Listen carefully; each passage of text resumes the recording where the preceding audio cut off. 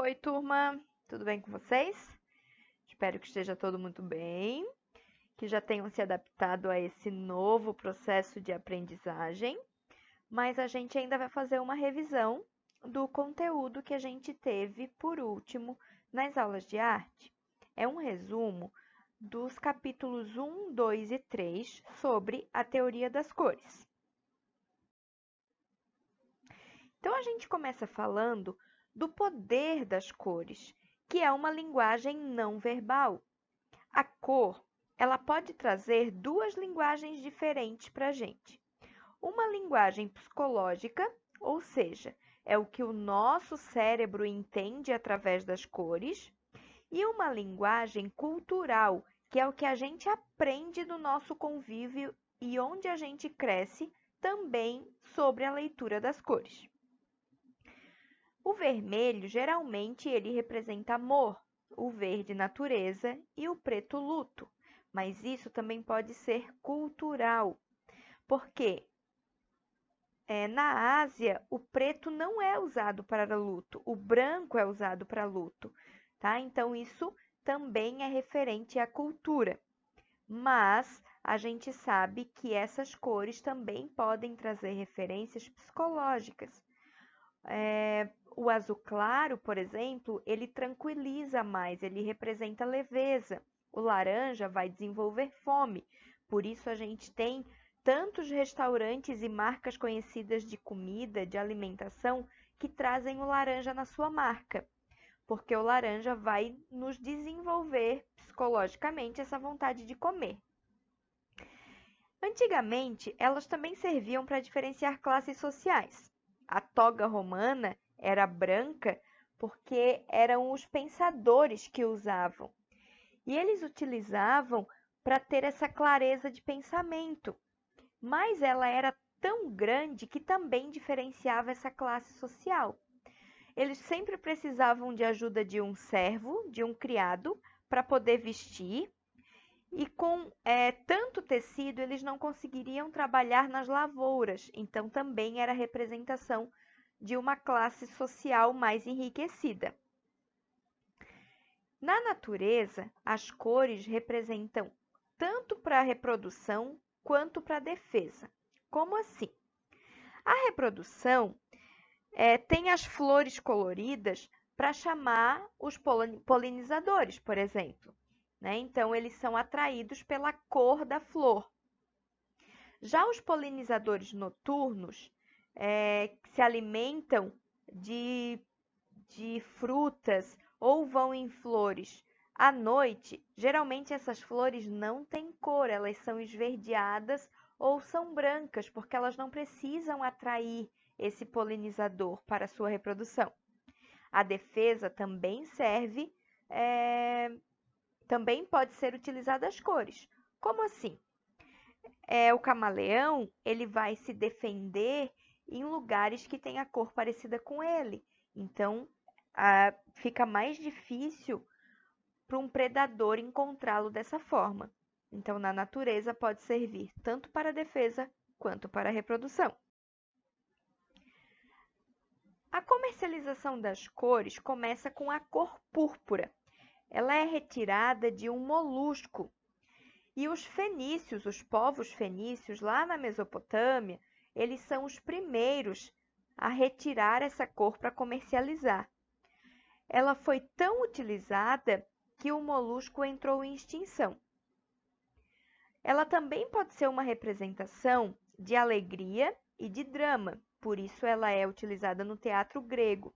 As máscaras que representam a alegria, elas eram mais coloridas, assim como as cores que os personagens utilizavam. Já as máscaras que representavam drama ou tristeza, elas tinham as cores mais neutras, igualmente utilizada nas roupas. E a gente vai ver os estudos feitos das cores através do tempo. A gente tem Aristóteles, que falava que as cores dependiam da textura dos objetos. A gente já viu que isso não é realidade, mas na época ainda se estudava de onde estava vindo. Epicuro também realizou estudos sobre elas. E no Renascimento, a gente vai ter Albert e Leonardo da Vinci, que escrevem tratados de cores e de pintura. Mas o que a gente vai trabalhar mesmo é sobre o físico, é sobre todos os experimentos que o físico Isaac Newton fez e ele conseguiu decompor a luz em cores. Como assim? Ele pegou um prisma e colocou uma luz branca e viu que do outro lado saía a cor branca dividida em várias cores. E através disso que foi feito o círculo cromático. E é o que a gente chama de arco-íris hoje, né? Então, essas cores abertas da luz, elas formam essa íris, que tem várias cores.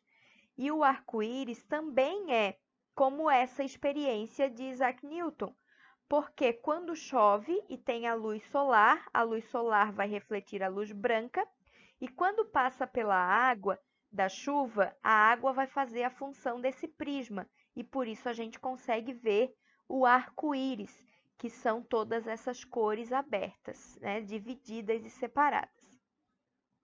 O impressionismo foi um movimento que trabalhou muito as cores, principalmente depois desse estudo científico através de luz e cor.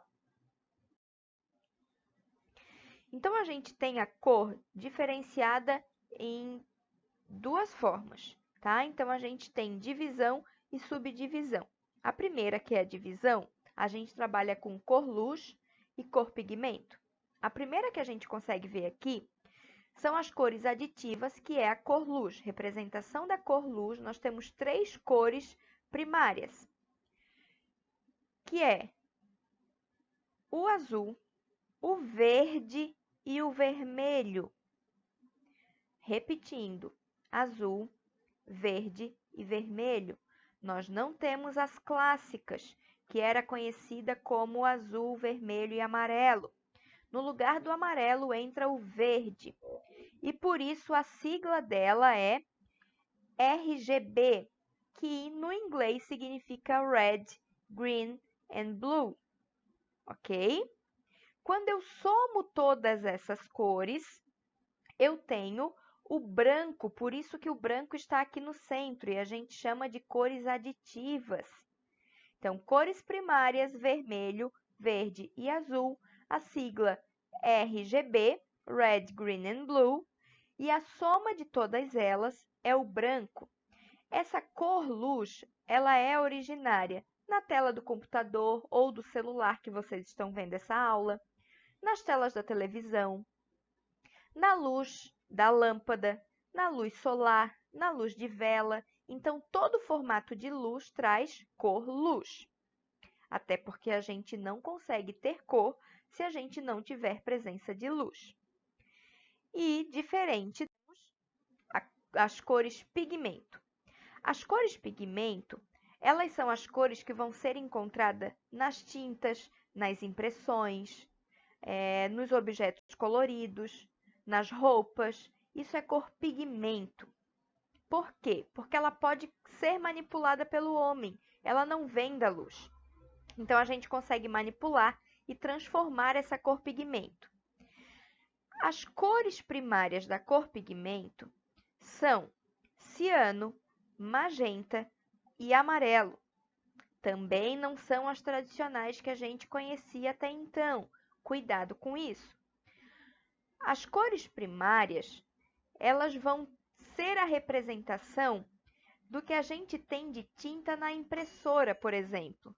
Então, a gente consegue ter ciano, magenta e amarelo como cores primárias e, para lembrar, a gente lembra das tintas da impressora. A soma dessas 3 cores é o preto. Se eu pegar várias tintas e eu for misturando todas elas, a soma delas vai ser o preto. A ausência delas é o branco.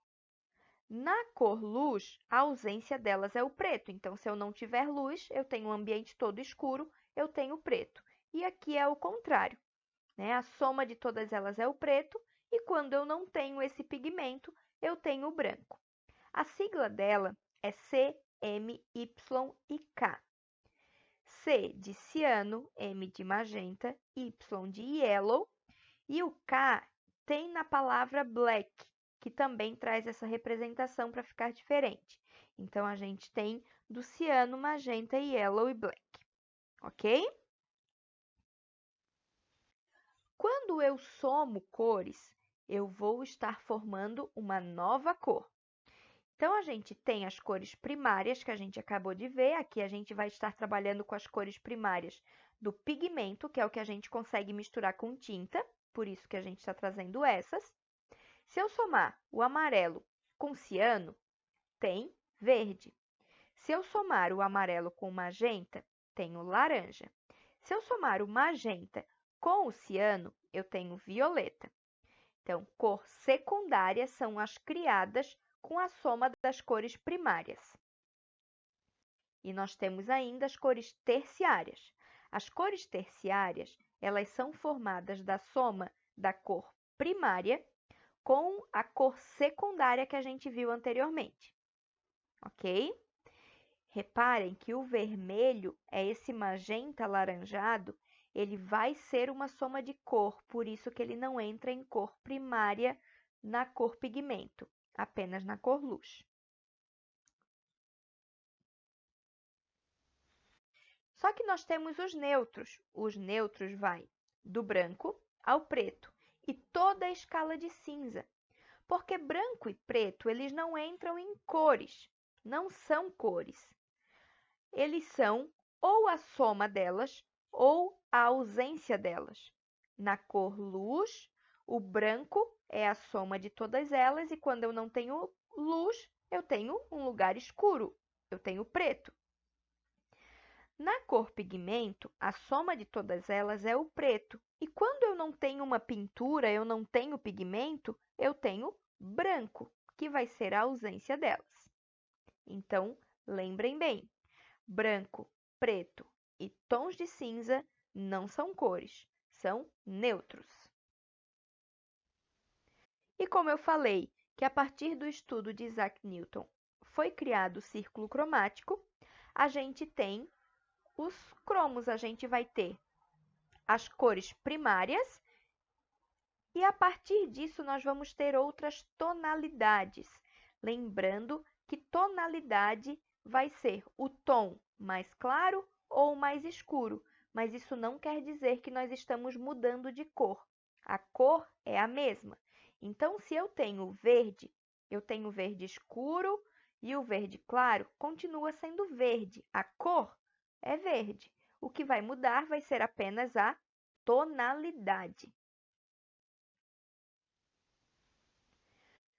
Como eu já tinha dito antes, a gente só consegue ter cor se houver luz.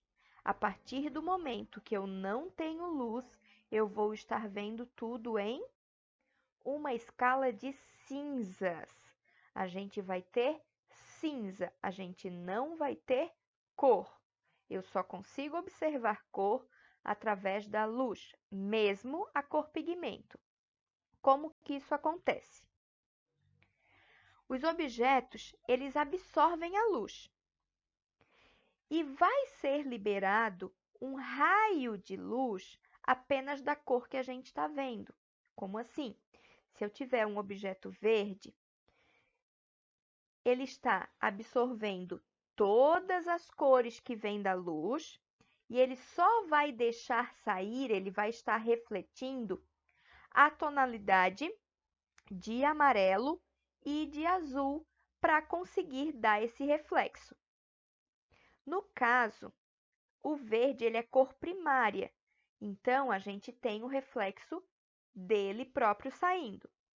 O vermelho, da mesma forma, ele vai absorver todas as cores e vai refletir apenas o raio de luz vermelho.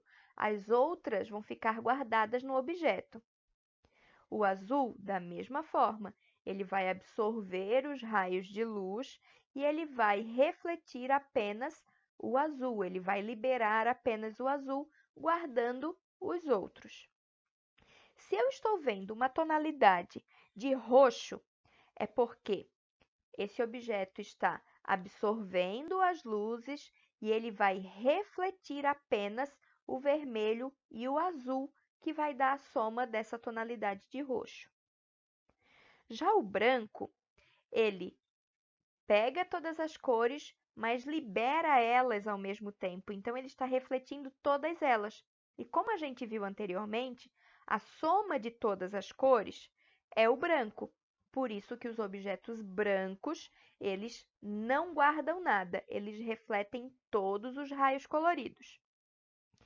Já o preto é o contrário. Ele absorve todos para ele e não reflete nenhum raio colorido. Por isso que a gente vê a tonalidade preta.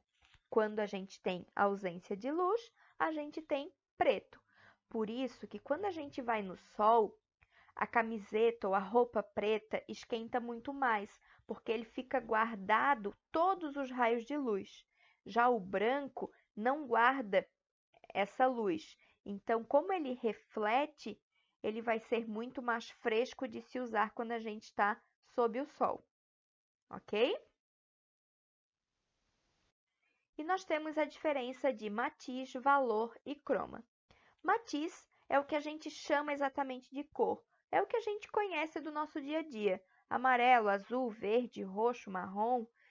Valor é a luminosidade ou o tom, o que vai do claro até o escuro. E o croma é a intensidade, é a pureza, é a cor que não está misturada com outras coisas. Temos uma atividade, então, para a gente praticar o que a gente viu sobre cores. Vocês vão juntar materiais na casa de vocês que apresentem a mesma cor. Pode ter várias tonalidades, pode ir do claro ao escuro, mas que tenha a mesma cor.